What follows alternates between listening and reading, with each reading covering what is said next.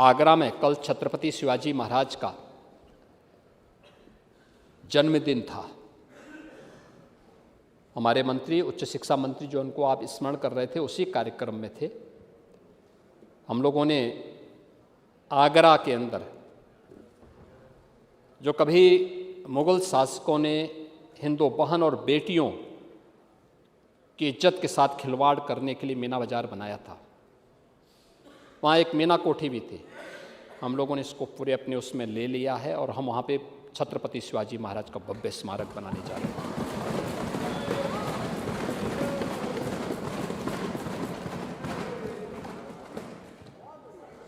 राष्ट्र नायकों का कैसे सम्मान होना चाहिए, ये जानना हो तो डबल इंजन की भारतीय जनता पार्टी सरकार से आप जानिए।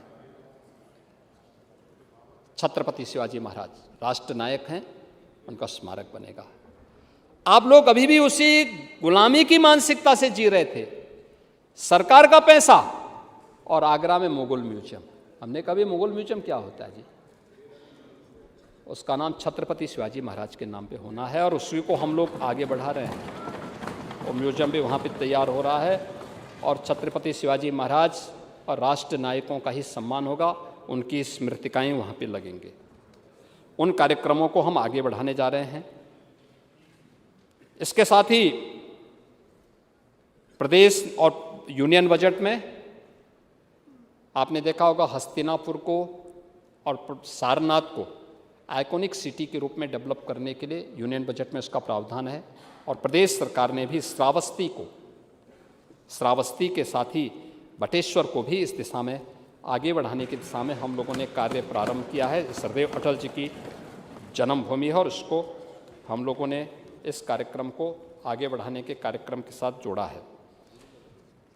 तमाम अन्य कार्यक्रमों के साथ ही मुझे लगता है कि आज के दिन पर अभी बागपत में पुरा महादेव का मंदिर है, वहाँ पर एक अंतर्राष्ट्रीय योग और आरोग्य केंद्र के साथ साथ आदि योगी की भव्य प्रतिमा की स्थापना का कार्य और बड़ा वहाँ पर एक सेंटर स्थापित होने जा रहा है।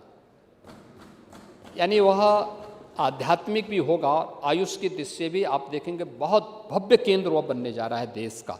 और एक पुरा महादेव में बागपत के अंदर हम लोग इस कार्य को पीपीपी मोड पर आगे बढ़ाए हैं।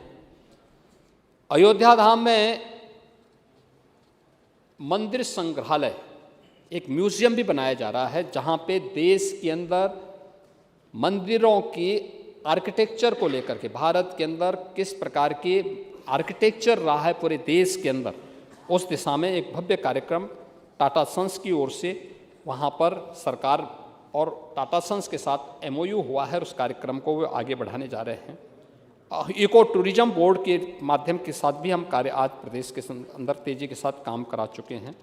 हम लोगों ने इस बजट में भी मुख्यमंत्री पर्यटन संवर्धन स्कीम के अंतर्गत भी धनराशि की व्यवस्था की है, जिसमें माननीय जनप्रतिनिधियों के प्रस्ताव पर उनके विधानसभा क्षेत्र के किसी भी पर्यटन केंद्र के विकास के लिए धनराशि देने का प्रावधान है और हर एक क्षेत्र में हम लोग इसको करते हैं। प्रयागराज में समेकित विकास के लिए भी हमने धनराशि की व्यवस्था की है, वाराणसी के लिए की है, अयोध्या के लिए भी की है। और इसके साथ ही अन्य तमाम हम लोगों ने जो तीर्थ विकास क्षेत्र बनाए हैं, अयोध्या, नैमिषारण्य, बिंदु क्षेत्र, ब्रज तीर्थ विकास परिषद, इन सभी के लिए भी हम लोगों ने व्यवस्था की है।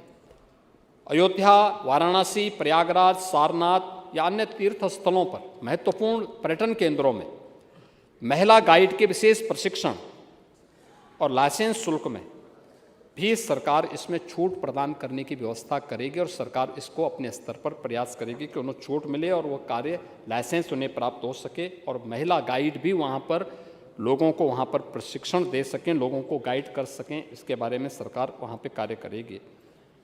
इसके साथ ही प्रधानमंत्री मुद्रा योजना के अंतर्गत होम स्टे स्थापना हेतु 2 लाख रुपए तक का कोलेट्रल फ्री ऋण उपलब्ध कराने का प्रस्ताव भी सरकार ने पर्यटन नीति के अंतर्गत प्रदेश के अंदर यहाँ पर की है।